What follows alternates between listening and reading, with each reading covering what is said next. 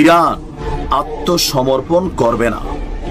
ইরানের ইতিহাস যদি না জানো তাহলে কারবালার ইতিহাস দেখে নাও। ভাই শরীরের পশম দাঁড়াই গেছে। সাব্বাস, বাঘের বাচ্চার মতন। বাঘের বাচ্চা না, আমার কাছে মনে হয় যে বাঘ তিনি বৃদ্ধ হয়ে গেছেন, কিন্তু বাচ্চা বাঘদেরকে সাহস যোগাচ্ছেন। যার কাছে মনে হয় যে এই বাঘের হুঙ্কার ভাল লাগছে শুনতে, শেয়ার করবেন, কারণ ইরান আত্মসমর্পণ করবে না। ডোনাল্ড ট্রাম্প বলছে যে এমন পরিণতি করব ইরান তোমাদের যেটা তুমি কল্পনা করো নাই।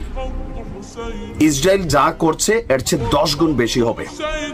পারস্য উপসাগরে যুদ্ধ জাহাজ অবস্থান করছে। মার্কিন সামরিক ঘাঁটিগুলো যেগুলো আরব দেশের মধ্যে আছে সেখানে বোমারু বিমান নতুন করে আপনার অবস্থান নিচ্ছে। এত কিছু দেখেও ইরানের সর্বোচ্চ নেতার যে বক্তব্য, আরবি ভাষায় ঠান্ডা গলায় তিনি যে আওয়াজ দিয়েছেন, তার আওয়াজটা দেখেন, ভাষাটা কি? ইরান আত্মসমর্পণ করবে না। ইরানের ইতিহাস যদি না জানো তাহলে কারবালার ইতিহাস দেখে নাও। ভাই শরীরের পশম দাঁড়াই গেছে মিউজিক টিউজিক দিয়ে যেভাবে ভিডিওটা আসছে। দর্শক, ইরানের সর্বোচ্চ নেতা বলছেন ডোনাল্ড ট্রাম্পকে উদ্দেশ্য করে এবং ইসরায়েলকে উদ্দেশ্য করে, যারা ইরান এবং এর ইতিহাস ভালো করে জানে না এবং যারা জানে তারা একটা জিনিস কনফার্ম থাকে যে ইরানিরা হুমকির ভাষার প্রতি ভালো সাড়া দেয় না। আর আমেরিকানদের জানা উচিত যে যুক্তরাষ্ট্রের যে কোনো সামরিক হস্তক্ষেপ নিঃসন্দেহে অপ্রতিরোধ্য পরিণতি বয়ে আনবে।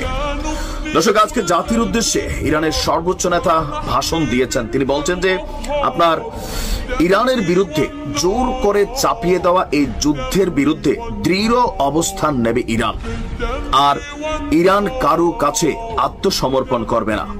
বন্দুকের নলের মুখে অথবা যুদ্ধ বিমানের মুখে ইরান কোন ধরনের চুক্তিতে স্বাক্ষরও করবে না, কারণ ট্রাম্প বলতেছিল যে ইরান নিঃশর্তভাবে তোমাদের টেবিলে থাকা ফাইলটাতে সাইন করো। যুদ্ধ থেকে বাঁচতে হলে, ইসরায়েল থেকে বাঁচতে হলে তোমরা জানো আমার সাথে যোগাযোগ করার ভাষা কি। মানে ট্রাম্প বুঝাইছে ইরানকে পরমাণু নিরস্ত্রীকরণের জন্য যে চুক্তি বা আমেরিকা যে শর্তগুলো দিচ্ছে, একটা ফাইল, এই ফাইলে ইরান শুধু সাইন করে দিবে তাহলেই নাকি রক্ষা পাবে। কিন্তু ইরান বলছে ভিন্ন কথা। আমি জানি এই যুদ্ধে ইরানের জয় হবে না, এটা আপনি নিশ্চিত থাকেন। যদি আমেরিকা জড়ায়, আমেরিকা যে কোনো একটা হামলা চালাবে, আমার মন বলছে এই কারণে যে সিমটম গুলো দেখেন, হঠাৎ করে আরব রাষ্ট্রগুলোতে থাকা মার্কিন যে সামরিক ঘাঁটি সেখানে কিন্তু বোমারু বিমান আইনা থুপ দিচ্ছে।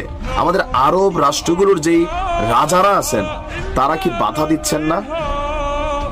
ইরান তার প্রতিবেশী রাষ্ট্রগুলোকে আহ্বান জানাচ্ছে যে তোমাদের আকাশ সীমা অথবা তোমাদের ভূমিকে ব্যবহার করতে দিও না। ইরান একা লড়াই করতে প্রস্তুত আছে, শুধুমাত্র তোমাদের আকাশ সীমাগুলো তোমরা ব্যবহার করতে দিও না অথবা আমাদেরকে বাধা দিও না। আমার আগের ভিডিওটা দেখে নেবেন, ইরানের একটা মিসাইল ইসরায়েল পর্যন্ত যেতে কত ধাপ পার হইতে হয়, এর মধ্যে 3টা ধাপই আমাদের আরব রাষ্ট্রগুলোর কারণে হচ্ছে।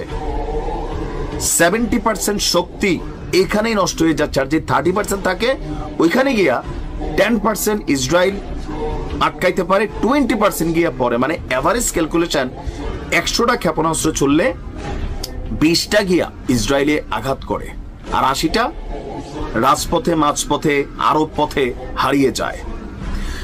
সর্বোচ্চ নেতা বলছেন যে সকল বাহিনীর প্রধানদের সাথে বৈঠক হয়েছে, সিদ্ধান্ত এই লড়াই চলমান। কোন রকম জোরপূর্বক ধমক টমক দিয়া ইরানকে দমানো যাবে না। এখন ইরান আরো একটা পরিকল্পনা করছে, আরো বড় ধরনের ইকুইপমেন্ট গুলো নামানোর ঘোষণা দিয়েছে। এখন দেখা যাক যে কোন দিকে পরিস্থিতি যায়। তবে ডায়লগ শুই না, আমরা যখন ছবি দেখি ডায়লগ শুনেই কলিজা শান্তি হয়। এই যে ভয় পাচ্ছে না, আল্লাহ ইরানকে হেফাজত করুন।